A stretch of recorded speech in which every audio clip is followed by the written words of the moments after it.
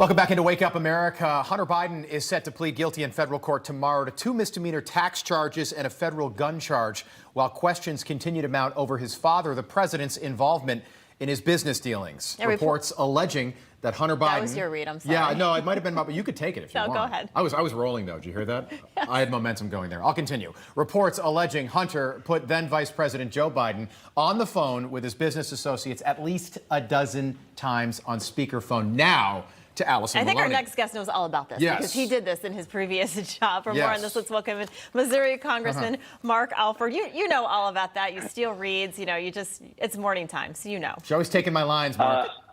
I can see both of your viewpoints here because I would get on a roll and keep going. And it's not you're trying to be in power over another. It's a great team, and you guys have great chemistry. That's right. Thank you, sir. All right, so let's get serious here and pose the question most others are asking. If Joe Biden repeatedly asserted he had never engaged in discussions about his son's business dealings, now we know the truth. What's he hiding, and where does this go from here?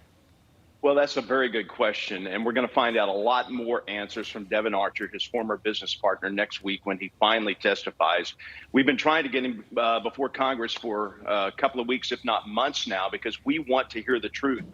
You know, Joe Biden and his crime family, I think, have compromised the United States, not only Ukraine, but communist China.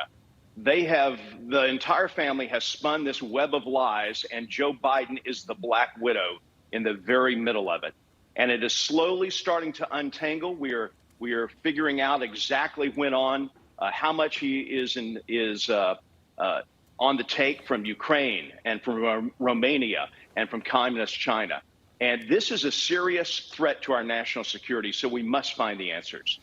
Kevin McCarthy has made it clear that impeachment for the first time is all of a sudden on the table, not just for the president, but also for his attorney general, Merrick Garland.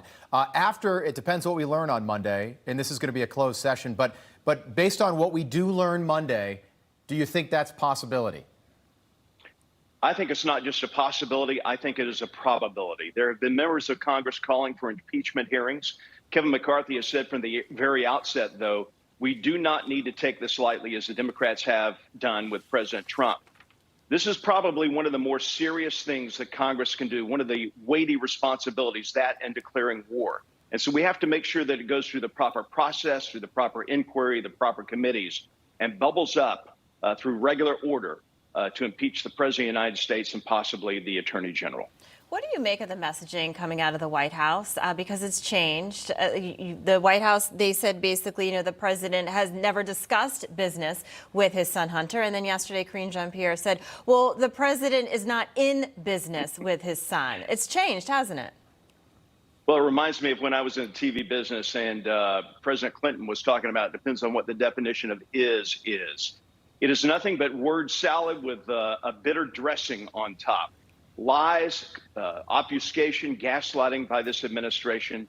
Their spokeswoman from the White House press corps every day goes out there and tries to put the best spin they can on it for a president who is weak, who doesn't know what day of the week it is, and who definitely needs help reshaping his public image. Congressman, just about 15 seconds. So Devin Archer is going to sit for what they call a transcribed interview before the Oversight Committee on Monday. What does that mean? Will we get transcripts and find out exactly what he said? Well, it depends on what's in there. Of course, there's protected information from the 1023, which I know some members of Congress have seen that. It depends on what comes out in that meeting, what needs to be protected. Of course, he is in legal jeopardy of his own, and so the information that he's offering should help. Okay. Congressman, good to see you again. Thank you. Thank you.